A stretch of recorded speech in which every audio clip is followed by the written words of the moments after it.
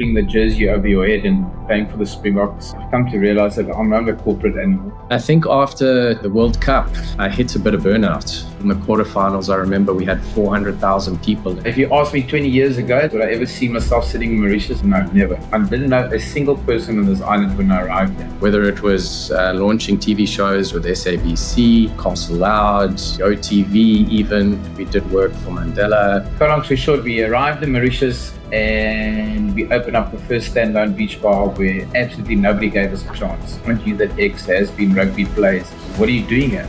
I decided, okay, time to roll up the sleeves and get uncomfortable. I don't easily get too stressed, but I am seriously stressed at the moment. The hub of entertainment was in LA, and I just wanted that challenge. You open up the place, 2 weeks later, this place is full, lunch and supper.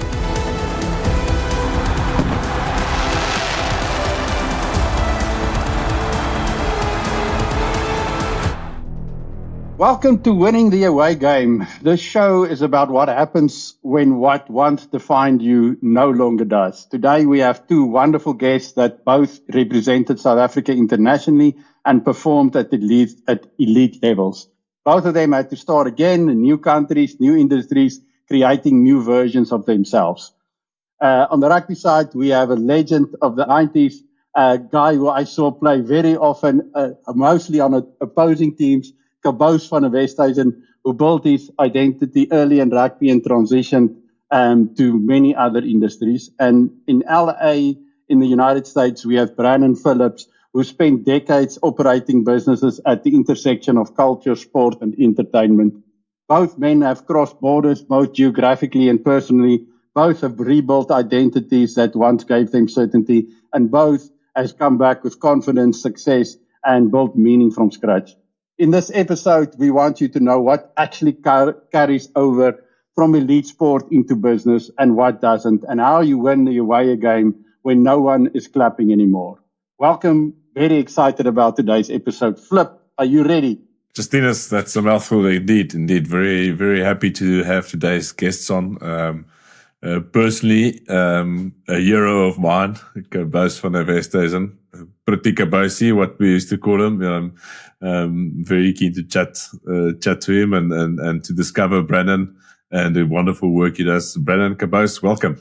Cheers, Philip. Nice to be on the program. Yeah, thanks, Flips. Thanks, Justinus. Yeah, and wonderful to be here. So we always like to start the show with asking the guests their favorite Springbok moment as a supporter.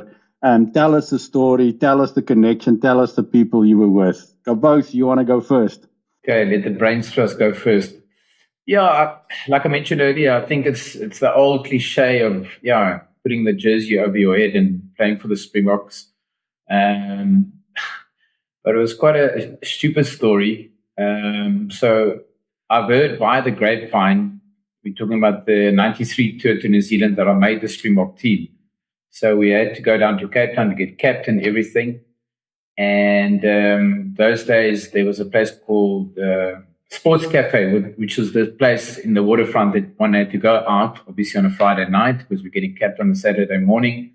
Anyway, long story short, so we obviously had a few maybe drinks and dancing on a few tables, because I've heard that I made the team, but I didn't want to believe it. I've sat on a plane in the Defence Force. I was on my way to Argentina and they cancelled the whole tour. So until I land on the other side, I believed I'm actually in the team and I've made the team.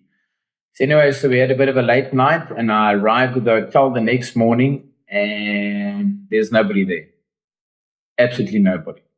So I thought, this is one of these stupid mistakes again. What did I do? And I can't get hold of anybody. And eventually I get hold of somebody and I was at the wrong hotel. So, so I wasn't going to be capped on my own. So I had to rush off to the other hotel, made it in time. And there we are on our way to New Zealand. So it's a bit of a stupid story, but I mean, it's like, I just thought that's probably my fate in rugby. I'm never going to wear this thing ever in my life. So and we were off to New Zealand.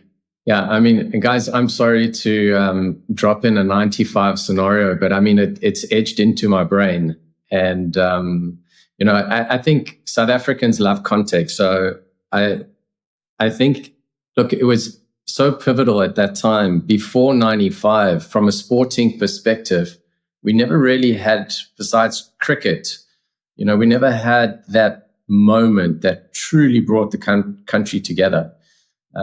We had individuals like Brian Mitchell or Baby Jakes or Ilana Meyer, or, those guys from different sporting arenas. But, 95, I was 15 at the time. So it was a pivotal time in my adolescence, and that collective spirit. We were watching in one of the group stages, and I think they termed it later the Battle of Poort Erasmus.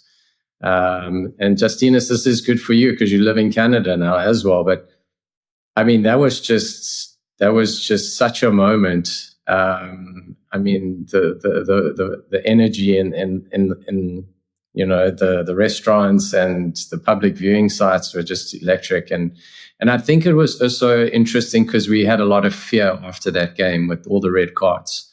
So like, is this now going to, scare our prospects of winning? And then we, as a team and nation, we really came through. And so,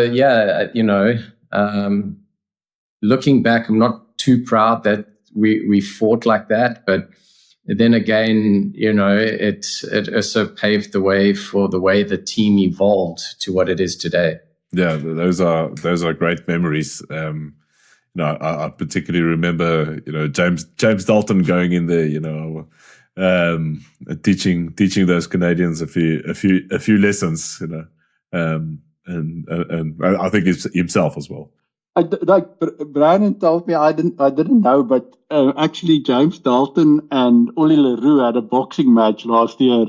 And I actually, after he told me, I went and watched the YouTube video. It was actually fascinating. Ollie looks like he's pretty in like much better shape than James. Yeah. No, you leave the boxing for on the field, I reckon.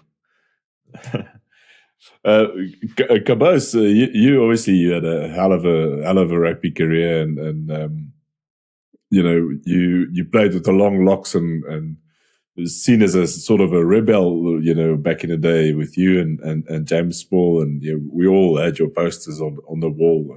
I think it was Energate that had the posters made of you guys, and you had a good transition after rugby, working in the corporate world. Then moved to Mauritius. When was the moment that you realized that, okay, South Africa is maybe not the place that I'm going to write my next chapter? You know what? I obviously, in a later part of my life, I've come to realize that I'm not a corporate animal. And to cut a long story short, I was at the Mr. Price Group.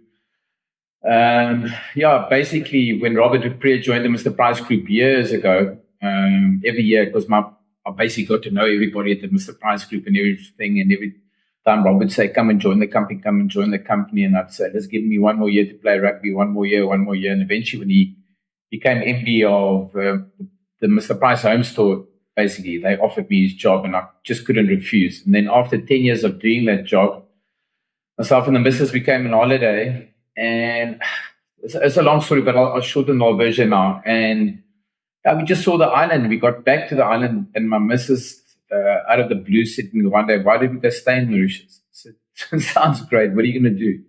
No, she didn't have a clue. I said, okay, what am I going to do? Now you're going to own the beach bar. So at that stage, we realized driving right around the island, we realized that there's no beach bar on this island, which, for that matter, I mean, I think it's crazy. I mean, like I mentioned to you, the other night when we spoke, I mean, I think they designed beach bars and then the island fits around the beach bars. There was nothing in Mauritius. So there was obviously a reason for that. Anyway, cut long story short, we arrived in Mauritius and we opened up the first standalone beach bar where absolutely nobody gave us a chance. I mean, you'll beat the person and he'll tell you, so aren't you that ex has been rugby player? So yes, okay. Compose. Well, what are you doing here? Now we're starting a beach bar. Well, you know what? Think about it twice because I don't think there's an opportunity for that. Okay, whatever. Next guy, same thing. Eventually I just told him, listen, let's just open this thing because if I've got to listen to one more person, I'm just not going to do anything. And we opened up the place and heaven behold, 2 weeks later, this place was full, lunch and supper. And I knew zero about a restaurant business, as in nothing. So yeah, we were fortunate. I mean, I think business, it's got a lot, well, not only business, I think sport where it relates to business has got a lot to do with a bit of luck. I think our timing was just right. And I got to meet a lot of people on the island because it was a place to be seen. Not that it was anything majorly fancy, it just there was no beach bars on the island. So the people were driving from all over and people would come to the island and then let's go to Cabos's place type of thing. So yeah, that was basically the transition. And then, yeah, we'll get into probably later things what I'm doing now. But I mean, yeah. So was it planned?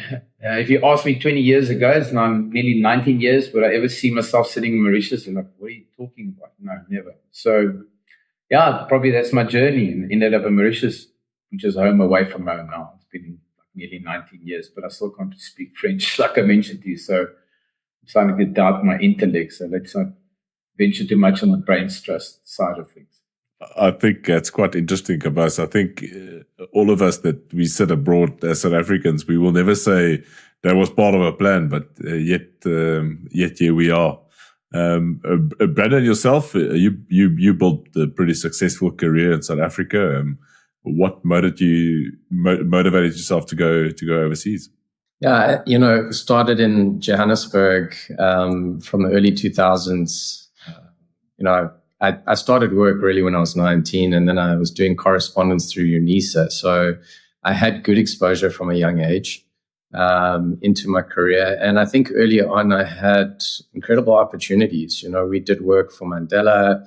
We did work for Thabo Mbeki, for a few MECs in Gauteng later. And then, as you mentioned earlier, between sports and entertainment, that was really what my life was all the time. So whether it was launching TV shows with SABC, we did Castle Loud, YoTV even.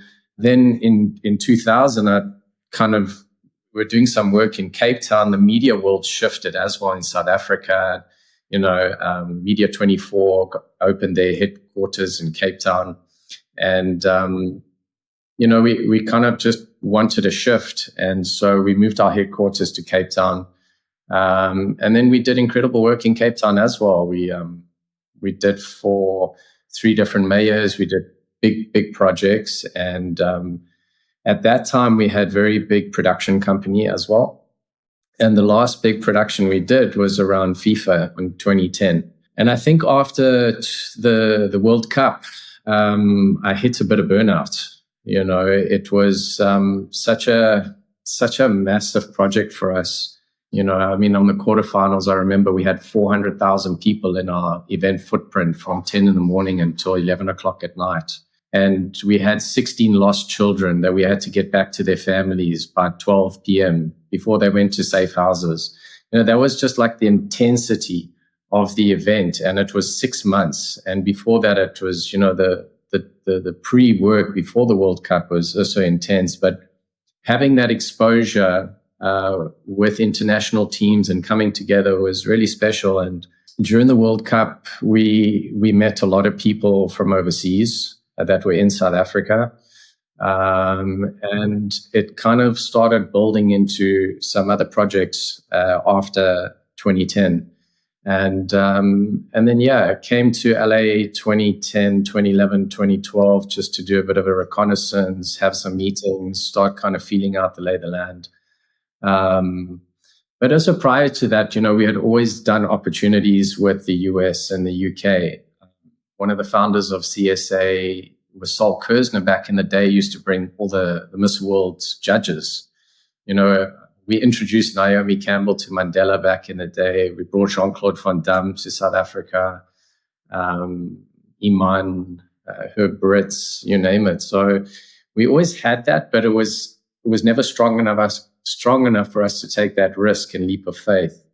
And in 2013, I decided, okay, time to roll up the sleeves and, bootstrap a little bit again and get uncomfortable. And I just wanted that challenge. New York was initially the stepping stone, but the hub of entertainment was in LA. And things started shifting. Trevor Noah got some big opportunities aside. Charlize was doing her thing. And so it kind of felt right. But the weather just felt better in Los Angeles, as Cabous can relate to in Mauritius. Southern California is very close to South Africa. But yeah, culturally, over the years, realized very, very different to South Africa. That's such a fascinating point, Brannon. And I think what's interesting about both your and Cabous' story is that, and it actually mirrors my own, is I actually, with a friend of mine, I still have to pay him. But about a year before we left South Africa, I made a bet with him to say that he will immigrate first before I would do, and I will never leave South Africa. And as hapstance would have it, we ended up here and we were actually just skiing for a winter and really loved it and decided to come back. But it's amazing how those thoughts in our own minds change. So then you both end up in different places in the world. Obviously, in the beginning, there's a bit of a honeymoon phase where everything's exciting and there's adrenaline going to adapt to the new place. But at some point, that wears off and we start facing the reality of the consequences and the impact of the decisions we've made. What was that like for you guys? What was it like then adjusting to the new reality, changing your perspective and being successful in that new context? From my side, I'll probably think I had the reverse of what you were just speaking. I had the nightmare when it began. The beginning phase for me was a total nightmare because I didn't know anybody on the island. I didn't know a single person on this island when I arrived there. So eventually I got to meet by chance I got to meet a Chinese guy that was married to a South African girl that had a restaurant in Mauritius. And one day he just said to me, "You're stressed." I said, "I don't easily get too stressed, but I am seriously stressed at the moment. We're not going to finish this place." Because I didn't understand the culture on the island and how it works. I mean, in Esther, the old culture years ago was Friday, Saturday night, we have drinks, Sunday night, you got carte blanche, and in the movie you go sleep. Here they drink on a Sunday. So to get a guy to come and work on a Monday, Tuesday, you're lucky if you get a small carpenter in to come do a job here for you. And like I said, we were open literally for 2 weeks and the thing was full. I mean, I sold the restaurant now 6 months before COVID, where I just had enough of entertaining and dancing and acting like a clown on the table for people. And I'm not keen on doing that anymore. Look a bit stupid. So it hasn't changed yet because the place still works. So I've never really had a downtime in Mauritius where I've been sitting under a palm tree and drinking I won't say what we call them in the islands, like a pina colada, and thinking, what did I do? Where am I?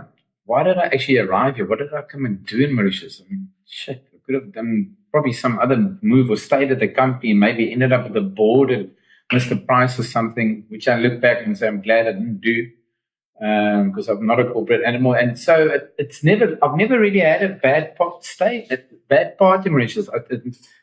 If I come to think of it, I mean, often people say, "Gee, you're such a visionary to go overseas." But Jesus, what did you want to tell us when you see it coming and all that type of things? I said, I don't know.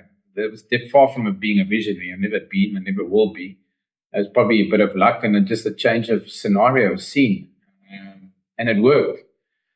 So, yeah, and it's still working. So, yeah, I don't complain. Like I said, yeah, I've never really had that bad time. And it's been 19 years now. So, and I think you become part of the whole, understand the island. It's got a culture. It's got a way of operating. And because a lot of people copy and paste and they bring stuff that's going to work in LA, it's going to work for Mauritius. Works in SA, Cape Town, it's going to work in Mauritius. It doesn't work like that.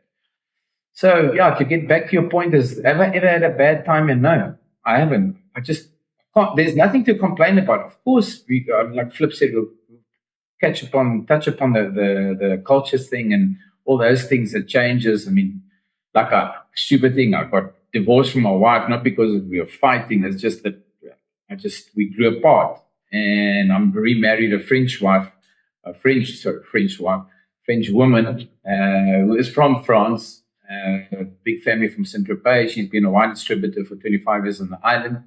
And yeah, so it's, I want to say I'm blessed, but I'm completely not in awe of this little place. But yeah, I love the island lifestyle. For me, yeah, island lifestyle just does it for me. I mean, it's hard graft here because it's a small island. You got to you got a graph to make it work here. It's not like you sit on the trees at 12 o'clock, like I said to Flip the other day. People said you're drinking pina coladas or pinas and larges, like we call them in Mauritius, in the shade. So yeah, happy days for me on the island, and I'm not regretting any moment of actually coming in. I've never had. That's incredible. That's just a great mindset, I think, all over Cabous. And that's where you can say it's not luck that you're successful. It's pretty much your mindset that gets out the positivity to make it work. Brannon, for you, landing in LA, what was that like? Yeah, I mean, Justinus, on one of our prior calls, I reflect back over the years, and I say it with humility, but I feel like I've spent my whole career failing to realize I might actually be winning, because it's for every reversal, there's a rehearsal for a step to go forward. And so I think, that breakdown in 2010 was a breakthrough in many ways. But I think, I've been in LA now 13 years. I've worked across the country, East Coast, West Coast, a bit more central. And there's a very strong contrast coming from South Africa, which, if I can impart anything for people watching this platform, is that we're about the collective, right? Ubuntu is about that. It's who we are together. And when you come to America, America's really the doctrine here is about individuality, and it's more about who can I become. And so how does that translate really into the working environment is very different. South Africans, we love to help. We prioritize trust and context and relationships. It's like how can we help you, to get this done? And when you come to America, it's what can you do for me before I consider if I want to help you.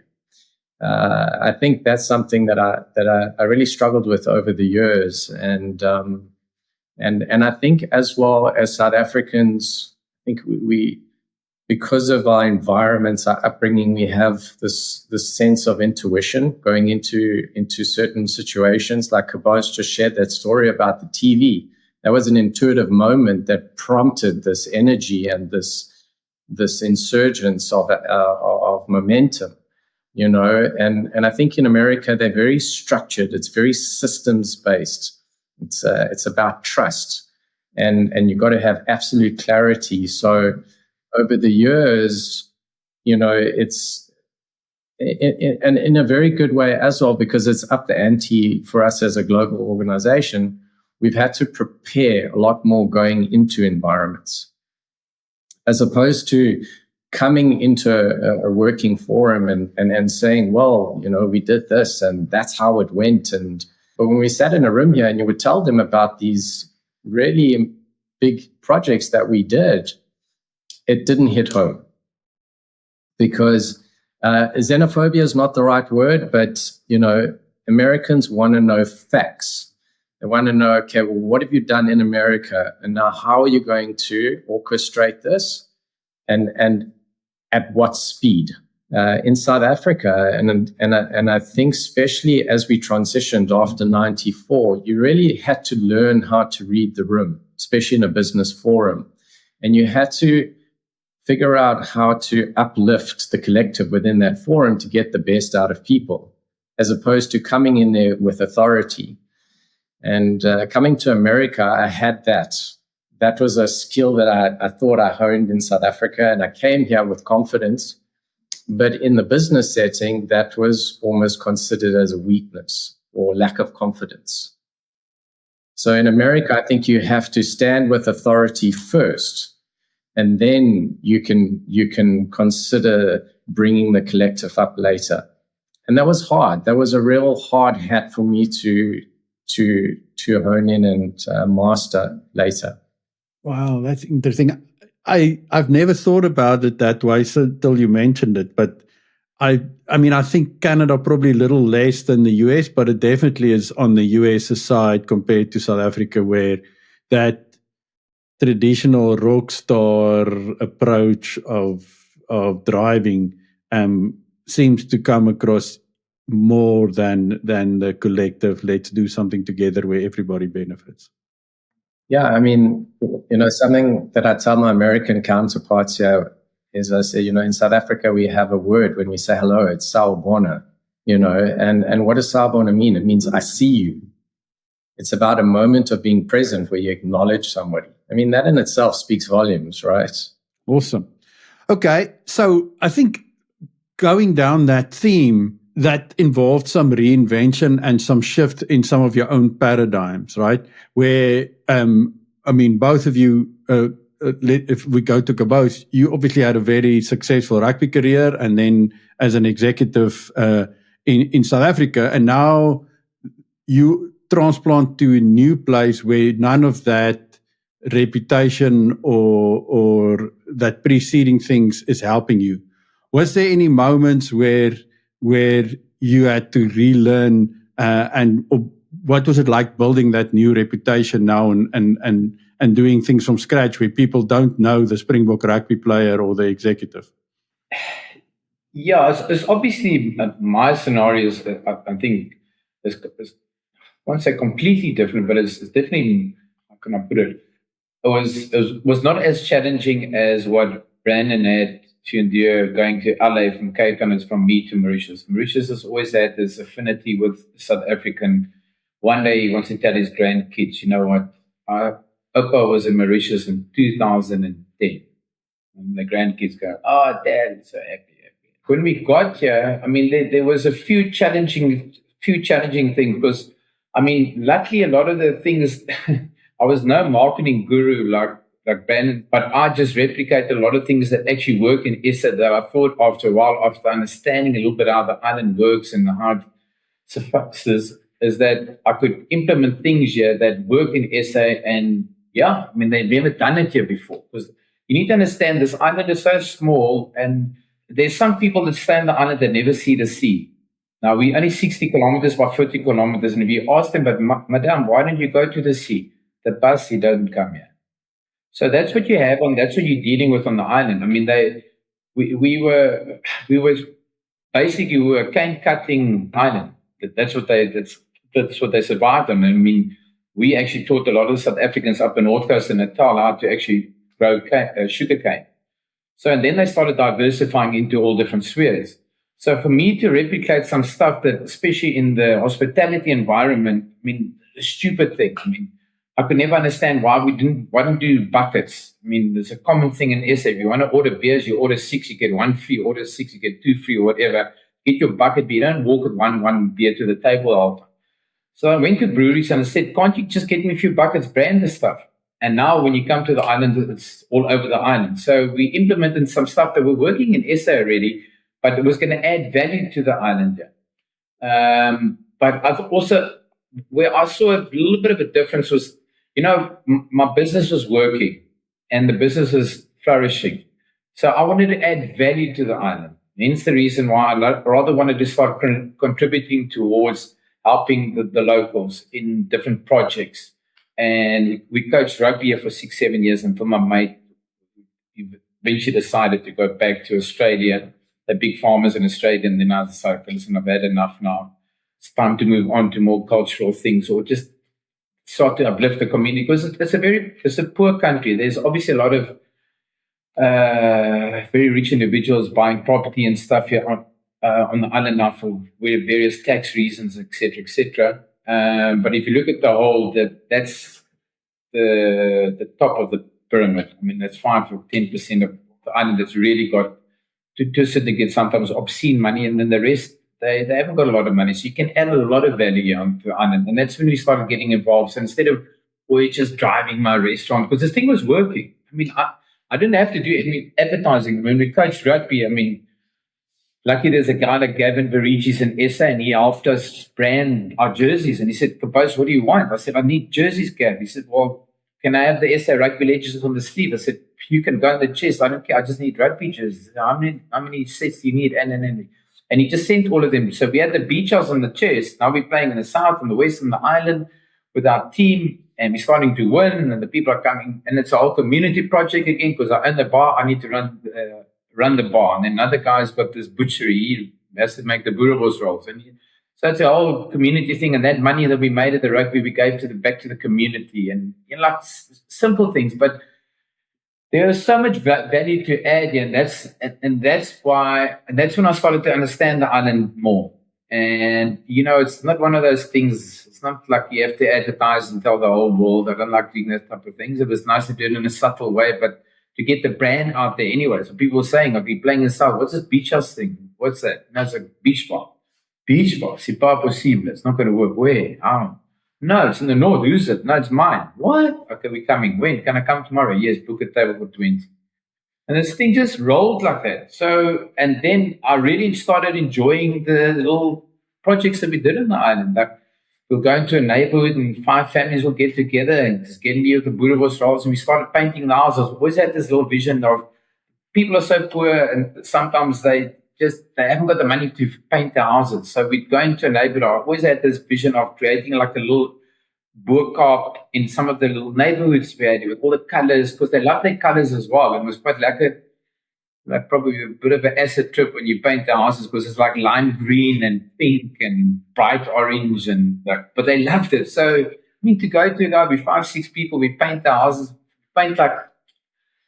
we probably painted about 10 of those houses like that. And then, obviously some of the people left the island again, and the whole little project just faded away, which is sad because I loved it. And we had a braai going and music going and jumping castle for the kids. And there's like 10 families just painting the people's outside of the house. And if you could do the inside, we'll do the inside. But just small things like that. So, I think there's so much value that you can add, and still today there's so much value that you can add to the things. And again, and then that bush telegraph just goes. And sometimes when you drive in a car here, and you just bonjour, and eventually your clients or potential clients are sitting in cars and Jesus, you're the mayor, yes, and that guy is my ex-waiter's girlfriend, and that girl, she used to be my cleaner, and that's her brother. And so everybody just knows everybody on the island. So there's a lot of value that one can add here. I think Brannon's challenge to make it work in LA was much more daunting than mine. So that's why I can tell all these happy, shitty stories, and Brannon can tell you the not so exciting stories. It was a big, much, much bigger challenge for him to get where he is now. Kudos to him. What I love about that Cabous, and I think it's particularly to South Africans, is like South Africa is this like little test hub where we, in certain ways, way far ahead of other countries. We look at our banking system, our financial system, the way we consume stuff like alcohol, etc., and food. As you said, it's just, you see things that work, and you go to other countries, in France or UK, and you see, you can't get that. And as you said, it's such an easy idea that you just implement, and it works. Brannon, in that same sense, you must have taken a lot of things with you, South Africanisms that you took with you. But on the other hand, what cultures did you have to lose, when you got to the US, to adapt? When I was living in South Africa, I was proud and fortunate enough to represent South Africa in the sporting arena as well. And that taught me a lot about myself, and in part about integrity and authenticity. So I always decided never to compromise my integrity in any situation or any of my dealings. And, I learned quickly in South Africa that, there's that saying, bullshit baffles brains. And what I love about South Africans is we smell BS from a mile away. And, it's, you only get one opportunity to earn the respect of your peers and of the room. And so, but I also think in South Africa, we have we condition from kids to respect our elders, to respect certain people within society. And so, those were cultural norms that I consciously decided to bring with me. So even though I had moments of conflict or barriers, I was always able to disarm that person in front of me, because they could feel this sense of genuineness maybe. And my sporting and martial arts background taught me discipline and endurance. But America's helped me to navigate complexity. And I think the two go hand in hand from a business context, because, endurance only takes you so long or so far in anything in life, but you need to understand how to navigate complexity. And that takes preparation. And another great thing, which I think is important anywhere in the world, is defensibility. We learn a lot about that in our sporting, on the field, but off the field. Americans are renowned for defensibility. And from a business context, it's been a great learning lesson for me. So whether I'm representing somebody in film or sports or on TV, or whether I'm working with a brand, I now instinctually look how I can make sure that we protect those brand values, that we can protect the campaign, that we're not infringing on other creative opportunities or norms. So I think it's been great.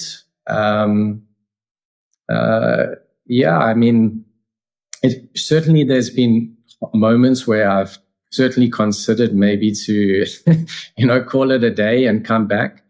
But I think, home is what you make it ultimately, as Cabous was just sharing with us. And relatability and just being human and taking time to connect with your neighbors and your peers, it goes a long way, I think, wherever you are, same with France and Canada. Listen, I'm sorry, can I just interject? I'm so glad Brannon is here, because I was quite nervous about doing this program, but whatever he says, it reminds me of something again. So just quickly, so it's so true what you just said, brother. If you could just be yourself and just be, what you see is what you get.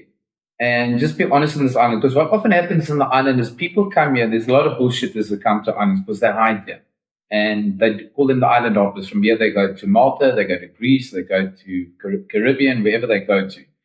So when the people come out here, and I'll probably never in my life be the richest person, but there's never been my greatest ambition. But if I can be sincere to myself and just be myself and try to show people along the right way. Sorry. You don't often get that. And the island's quite funny until they really accept you I'm talking about the locals, whether it be the rich, the locals in the scene, but I'm talking about business, your business acumen and your business community and stuff on the island. They have so much bullshit that comes to the island that they first want to see through that facade. Is this guy really as genius what he is? Is he really just a pleasant guy, or is that just the bullshit? And until they see through that, then they accept you. And it's been so real in the sense that people often, and if people screw people over on an island like this, 60 kilometers, I think if you screw me over, I'm going to phone Flip, and Flip's going to phone Brannon. And before you know, you're in the peripheral. And to get a second chance on this island, it doesn't happen. And before you know, you're on the peripheral, and nobody wants to invite you for a game of golf. Nobody wants to invite you to any place anymore, etc., etc. And to sit with your missus or with your wife or girlfriend every night at home, you've got no mates. Johnny, home alone. Let me tell you, the island even can become small. And then the people just decide, listen, they just head for the hills and take the midnight flight out of here, never to return again. So, I think it's so important to be so real, man. I'm actually glad I am my age. Let me tell you, when it comes to work ethic and work code and just that old days of just, I'm in with you, Flip, I'm going to drop you, brother. We're partners. Let's go. It's so sad. Here on a daily basis, we can all probably tell horror stories of mates that we were that have gone into partnerships with people, and it just compare when the money started coming in, which is so sad anyway. But then people just change. Before you know, partnership is a sinking ship and stuff. So Brannon, you're so true. Be yourself, man. Just be real. Yeah, that's actually very true. It's actually funny as a rugby player, we always have to be, and Brannon, I'm pretty sure, in Taekwondo, as maybe the listeners don't know, is that you don't only defend a brand, a relationship, but you can give a very good snot clap as well. You're a seven 7th degree black belt taekwondo, if I'm not mistaken. So don't you must behave. When you sell strategies, but that identity of being the humble sportsman and always saying sorry and being smiley, and it's not always even in the French I see it as well. If you sit back and let other people take the space to speak, then you will get trampled on. So you have to constantly defend yourself. How did you Brandon, get almost chameleon into that new identity, into Americanize what you know and what your strengths are? Yeah, I think at the age of 12 I started Taekwondo. It's a Korean martial art, and there's a lot of moral precept or moral culture that's intertwined into the discipline. Coming from South Africa, when you want to be a breaker, you can get a snot club.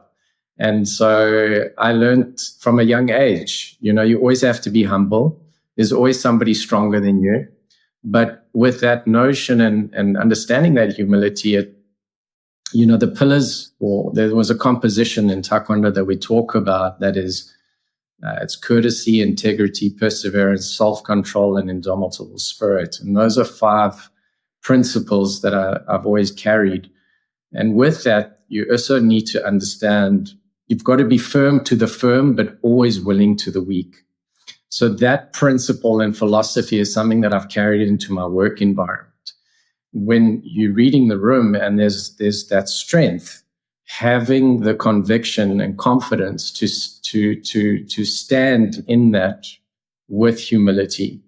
There's always been, yes, we've had obviously happy days in our country, but we grew up I was part and parcel. My dad was very much part and parcel of the whole apartheid era, which, as a Dutchman, a proper staunch Dutchman, he knew he had to go along with that apartheid regime, which he knew it wasn't the right thing to do, but he realized as a family that if he didn't support that, he couldn't send us to varsity, he couldn't send us to schools and stuff, etc., etc. And he always told me, listen, you need to find out one day for yourself what is good and what is bad. So, Dad, but tell me. I can't tell you. I don't want to tell you stuff. So you're always out there grasping and looking for something. And I think through that, it becomes a little bit of a struggle.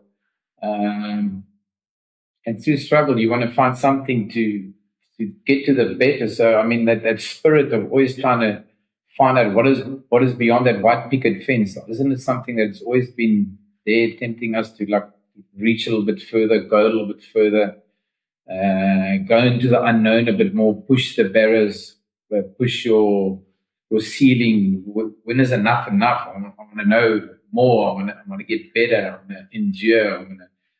I don't know. That's just, I don't know. God, I'm just a rugby player. Ex-has-been. Brandon is the marketing guru, but that's just my take on it. I think it's just I don't know. I can see on the island, sometimes when times get tough and you have to dig a bit deep and you have to grovel a bit more. It doesn't happen here. They just not give up on the island, but it's just probably because it's an island, there's a little bit more, hey, Maui, tomorrow's another day. We'll sort it out tomorrow.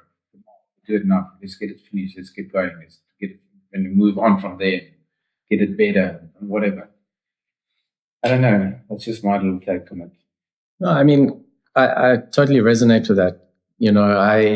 If you look at our ancestry, coming from Europe down, my ancestry was Eastern Europe, Lithuania, Latvia, and, they escaped persecution and they came down to South Africa. They were pioneers, and the same with yourselves.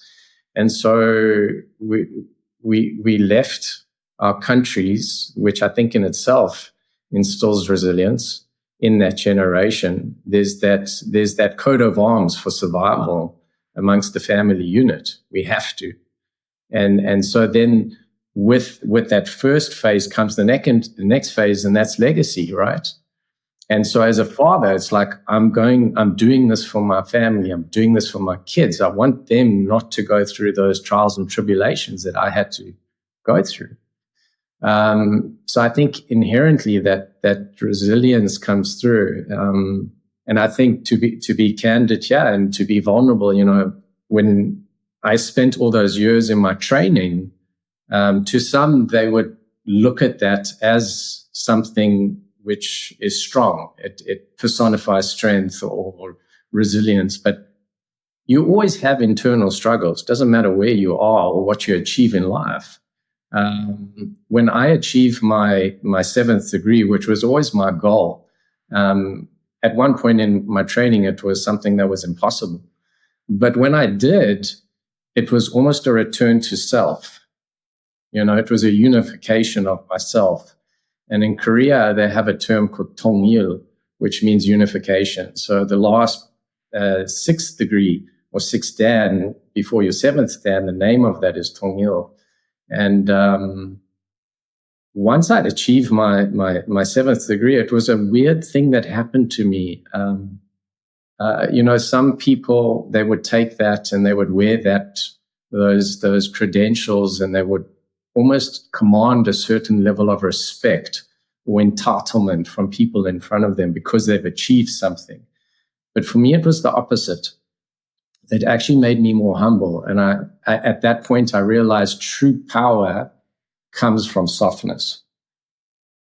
And that's when things started getting a little bit complex for me. I almost had an identity crisis because I was like, okay, well, I had this interpretation that I have to achieve certain things in life to feel strong.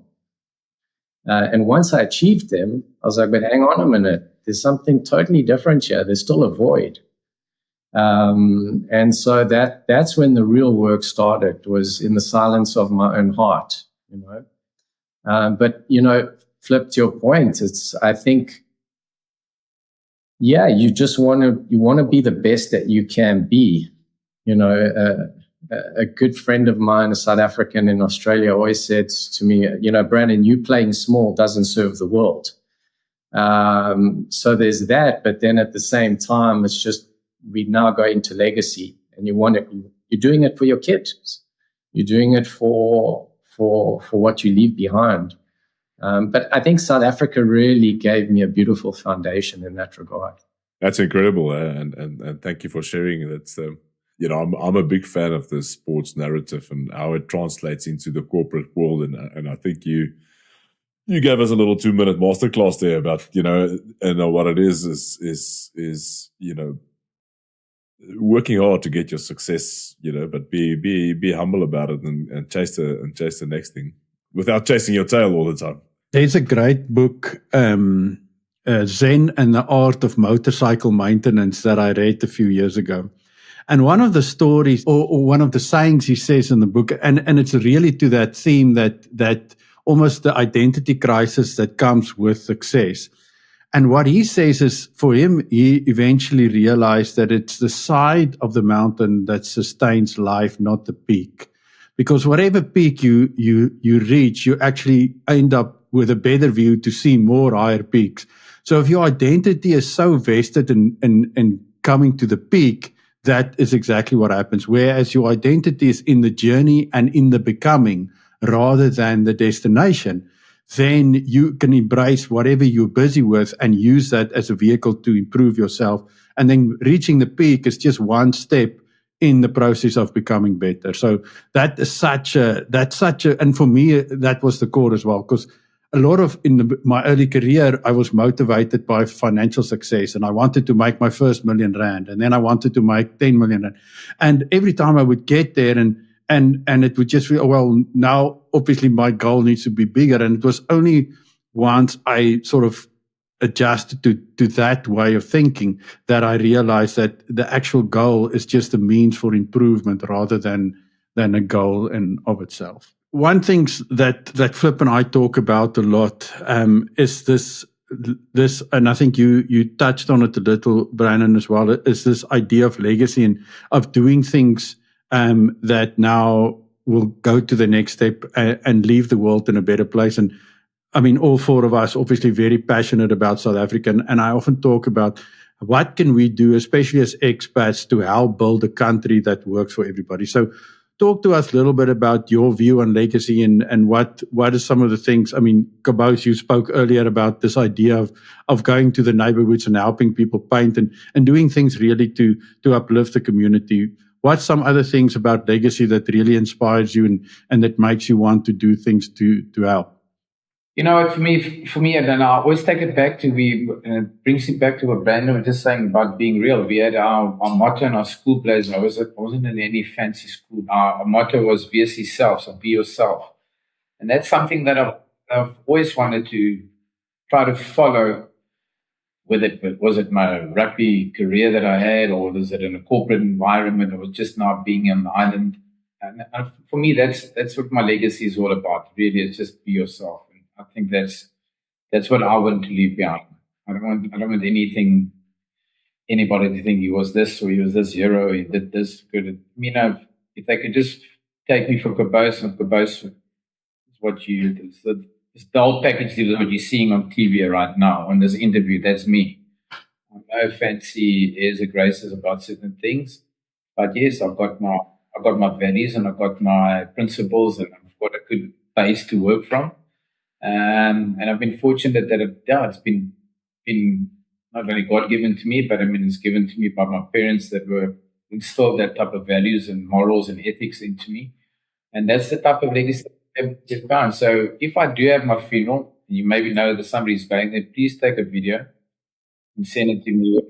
And I'm going to see who was actually at my funeral one day. So, and I'll tell you what legacy I left behind for the individuals that were there at the sermon. I'm on the same page as you, Cabous. I think I don't need plaques or I don't need, impressive memorials. I just want my family, I think, first and foremost, to know that I gave it my best. But then I think from a South African context, I've always made it a point to extend a hand to people that were once journeyed where I was. And I think that's part of our give back. So whenever there's South Africans coming to the US, I always see how I can try and introduce them to people, see if I can add value. And it always comes a full circle. Robert Kiyosaki talks about the favor bank. And so at some point, you've got to do these things, unconditionally, but whether it comes back, whether it doesn't matter. And I think that's powerful, actually, to give unconditionally. I think that's made the better place. Yeah, that's so true.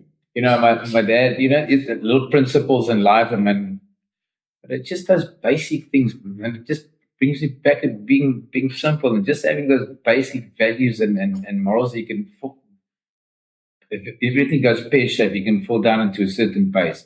That you've got that, and you get those basic things. So what is nicer than seeing people these days with just manners? Kids having manners.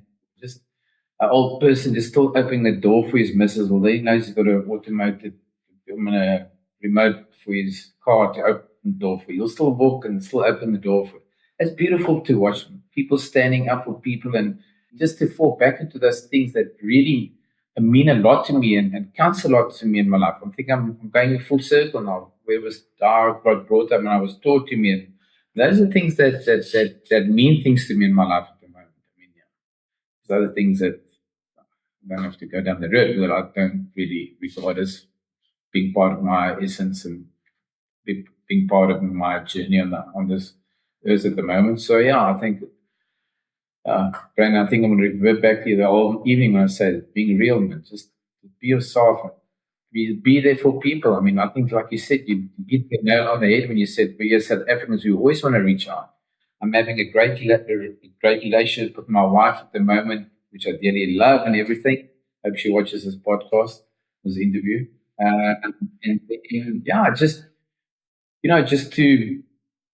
Just to be there for people without making a song and a fuss. It comes naturally. If it doesn't come naturally, I think it's all fake. Then so be it. But it's just to be there for people, and I think so much so that South Africans are so hospitable. Now you can relate to a few of the different countries and people and ethnic groups that come to the island. You can see we're more or less a little bit like them. But yes, I'm yet to meet a country, because I played rugby in the States, believe it or not, like those years when they played at LA, Denver Highlanders at the university in Boulder, and then we played for LA Rugby Club. But even those days, Americans make a big fuss. Hey, dude, you must come to Ealing for a Barbie, man, and make a big fuss. I was never invited to any Barbies. I don't think I'm blessed to have it a Barbie, but just it wasn't real. It wasn't like an essay. I want to help you because I want to help you because I want to help you. I'm trying to help you because that's what we South Africans are all about. I think most South Africans just got that because jeans, makeup. So true. I think that's when people come visit South Africa. One of the things they always talk about is the people, right? And I think that's to your point. We welcome them. We were like, okay, where do you want to go? You should go to that restaurant. You should do this. Don't do that safari. Do this one.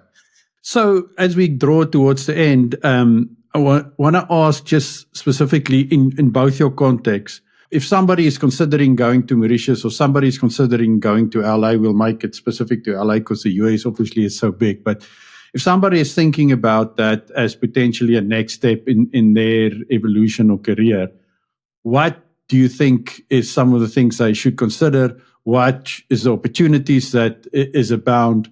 And what do you wish you had thought about or knew before you took that leap?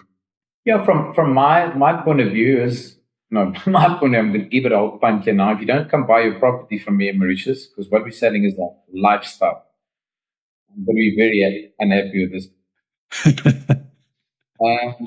I think there's obviously the island. Unfortunately, we don't have a lot. We don't have minerals. We've got fishing rights, which I think a lot has been given away probably to the Chinese already because they built our new airports. They're building a lot of roads. So the hospitality sector is something that people can always venture into here. One of the big cash cows at the moment, one of the golden gooses on the island is, believe it or not, property side. There's a lot of people, unfortunately, it's not that everybody now loves Mauritius. But the worse it goes in Europe and South Africa, the better it becomes for us. And up to God, I'm not saying I don't want it to go bad in SA, especially obviously being a South African will always be, and a proud one as well. But this is now home away from home. So yeah, I mean, the hospitality sector is always something big on the island. But at the end of the day, is when you sometimes speak property to people and you sell the concept of, the guys have got money, they'll be happy to tell you they got a 20 million rand house in Dainfin Estates or 15 million rand house in Klein-Zelts and Stellenbosch or wherever.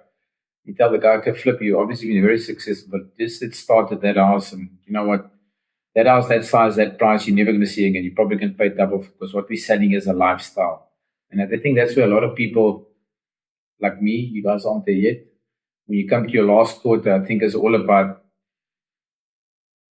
gearing down and looking more towards a bit of a lifestyle. And that's essentially what Mauritius is really all about.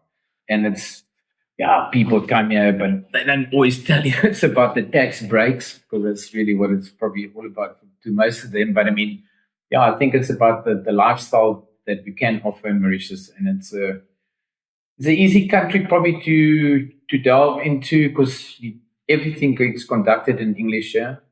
Business, everything gets conducted. So, for us here, last thing just quickly, it's very much price driven because the island's so poor.